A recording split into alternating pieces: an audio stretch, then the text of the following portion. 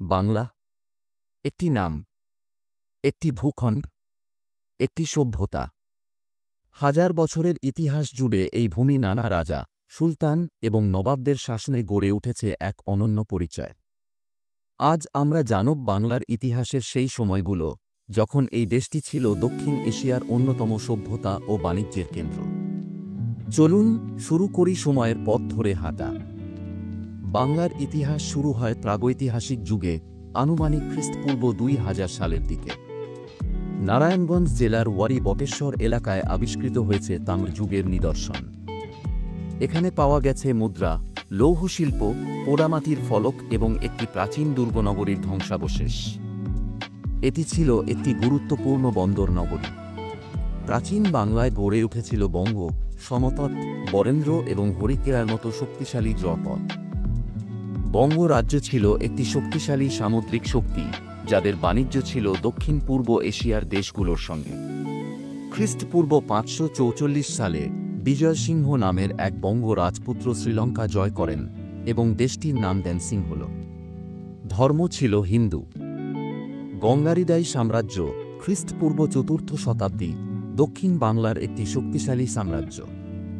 Alexander the great Bharat বিজয়ের পথে এসেছিলেন, কিন্তু গঙ্গারিদাই এবং প্রাসীয়র মিলিত শক্তি দেখে তিনি ফিরে যান। মৌর্য সাম্রাজ্য খ্রিস্টপূর্ব 322, মহাস্থানগড় ছিল একটি গুরুত্বপূর্ণ নগর। সম্রাট অশোক বৌদ্ধ ধর্ম প্রচার করেন এবং বাংলার পশ্চিম অঞ্চলে শাসন প্রতিষ্ঠা করেন। ধর্ম ছিল বৌদ্ধ। তারপরে আসে গুপ্ত সাম্রাজ্য খ্রিস্টাব্দ 320 থেকে 550। সম্রাট সমুদ্রগুপ্ত এবং চন্দ্রগুপ্ত দ্বিতীয় বাংলা জয় করেন। এই সময়কে বলা হয় ভারতীয় ইতিহাসের সোনালী যুগ। বাংলার পশ্চিমাংশ তখন গুপ্ত সাম্রাজ্যের নিয়ন্ত্রণে ছিল এবং শিক্ষা, সংস্কৃতি এবং হিন্দু ধর্মের বিকাশ ঘটে। তারপর আসে পাল রাজবংশ 750 থেকে 1161 খ্রিস্টাব্দ। গোপাল পাল বাংলার প্রথম নির্বাচিত রাজা হিসেবে শাসন শুরু করেন। এই বংশের রাজারা ছিলেন বৌদ্ধ ধর্মের পৃষ্ঠপোষক। ধর্মপাল গোপাল পালের পুত্র বিক্রমশিলা এবং নালন্দা বিশ্ববিদ্যালয় প্রতিষ্ঠা করেন। তাঁর শাসনকালে বাংলা সাম্রাজ্য হিমালয় থেকে গাঙ্গে উপত্যকা পর্যন্ত বিস্তৃত হয়। এরপর আসেন দেবপাল। তিনি বাংলাকে উত্তর ভারতের বিশাল অঞ্চলে সম্প্রসারিত করেন। তাঁর সময়ে নির্মিত হয় সোমপুর মহাবিহার। এটি ছিল দক্ষিণ এশিয়ার সর্ববৃহৎ বৌদ্ধ বিহার। তারপর আসে সেন রাজবংশ 1070 থেকে 1230 খ্রিস্টাব্দ। পাল রাজাদের পরে আসে সেন রাজবংশ। বল্লাল সেন কুলীন প্রথা প্রবর্তন করেন এবং হিন্দু ব্রাহ্মণ্যবাদ পুনঃপ্রতিষ্ঠা করেন। সবচেয়ে বিখ্যাত সেন রাজা হলেন লক্ষণ সেন।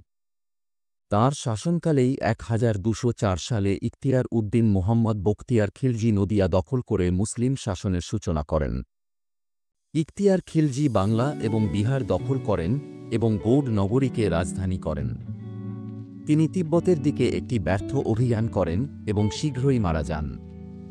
তারপর আসে বাংলায় সুলতানি যুগ 1204 থেকে 1576। 1342 সালে শামসুদ্দিন ইলিয়াস শাহ বাংলা স্বাধীন ঘোষণা করেন এবং বাংলা নামক একটি একশাসিত অঞ্চল গঠন করেন। তিনি আদিনা মসজিদ নির্মাণ করেন এবং বাংলার একতা প্রতিষ্ঠা করেন। এই সময়ে বাংলা বাণিজ্যিকভাবে সমৃদ্ধ হয়ে ওঠে এবং ইসলাম স্থানীয় সংস্কৃতির সঙ্গে মিশে একটি নতুন পরিচয় গঠন করে। তারপর আসেন রাজা গণেশ 1414 থেকে 1433। তিনি হিন্দু ধর্মাবলম্বী, কিন্তু ক্ষমতা গ্রহণের সময় তার পুত্র জাদুকে ইসলাম ধর্মে দীক্ষিত করে জালালউদ্দিন মোহাম্মদ শাহ হিসেবে শাসন করান। তারপর হুসেন শাহী বংশ 1494 থেকে 1538। আলাউদ্দিন হুসেন শাহ ছিলেন বাংলার অন্যতম শ্রেষ্ঠ সুলতান। তিনি বাংলা সাহিত্য ও সংস্কৃতিকে পৃষ্ঠপোষকতা করেন এবং চট্টগ্রাম পুনর্দখল করেন। তারপর আসে মুঘল শাসন 1576 থেকে 1717। 1576 সালে আকবর বাংলা জয় করেন। ইসলাম খান ঢাকাকে রাজধানী করেন এবং নাম দেন জাহাঙ্গীরনগর। তিনি ঈসা খাঁ এবং 12 ভূঁইয়াদের দমন করেন।